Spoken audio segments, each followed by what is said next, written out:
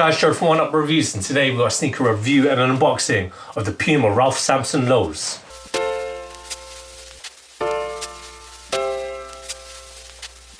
Before we get into this review, guys, if you're new to our channel, remember to hit that subscribe button, hit that notifications bell so you never miss any of our latest reviews. Slap that thumbs up, we want to see those likes, it helps us with the algorithms. Drop some love in the comment section below, we try our best to reply to every single comment that's thrown our way. And I just want to take this time and opportunity to thank our subscribers, new and old. Without you guys, we're able to do this.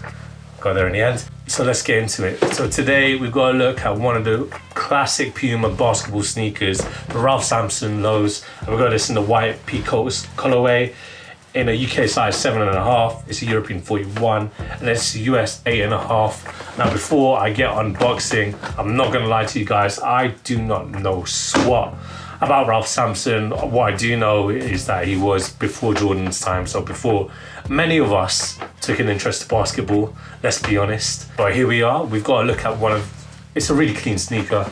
So let me just show you. Here it is. It's one of those classic court sneakers, normal cup sole unit, but we'll get into the nitty gritty, we'll get into those details right now.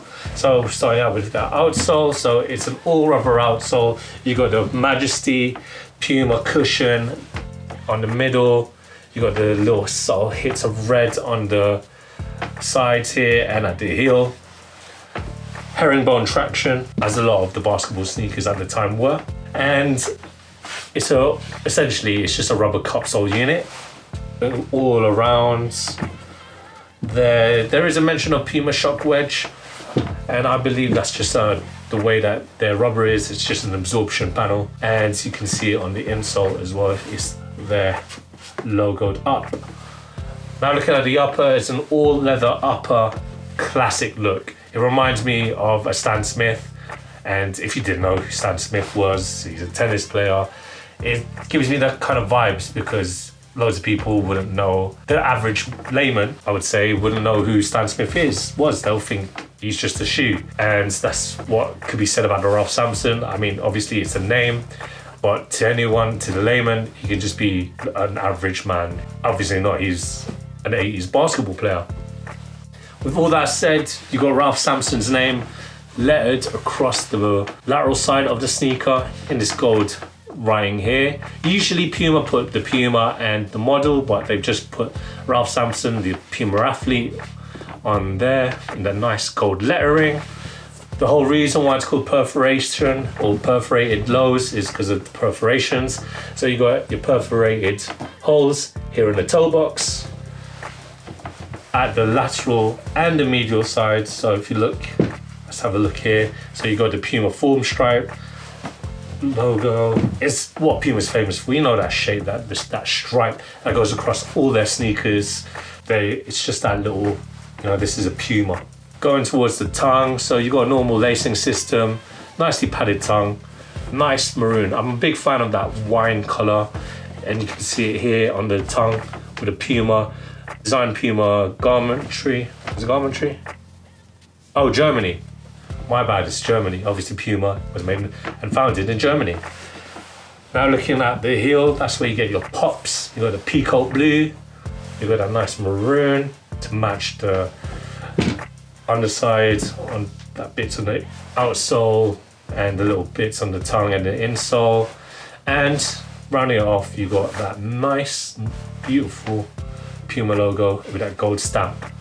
Now obviously these are the lows, the highs, being a basketball sneaker, you got the ankle support. I wish we had the highs to compare, but we don't.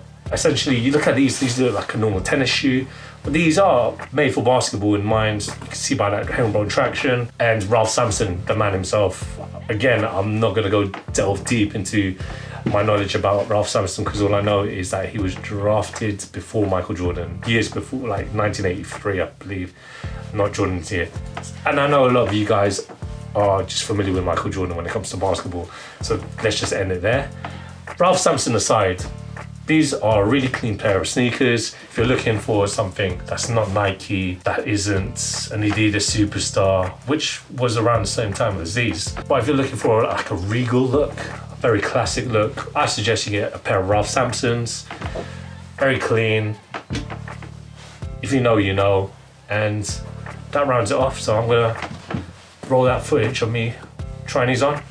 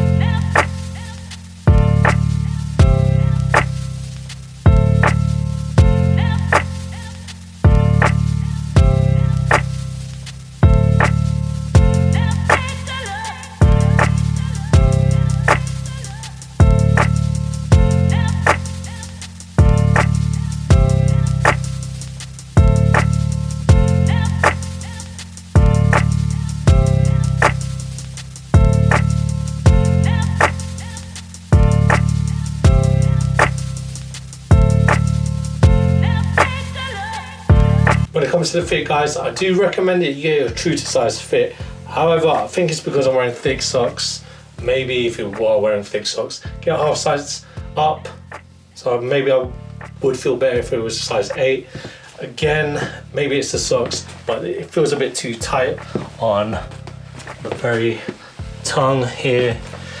Just feels like it's pressing up against the top side of my foot. My toes are where they need to be, however, but it just feels a little too tight. Maybe the leather will break a couple of wears, but I feel like I could have got a size 8 and just put some of these socks on, really.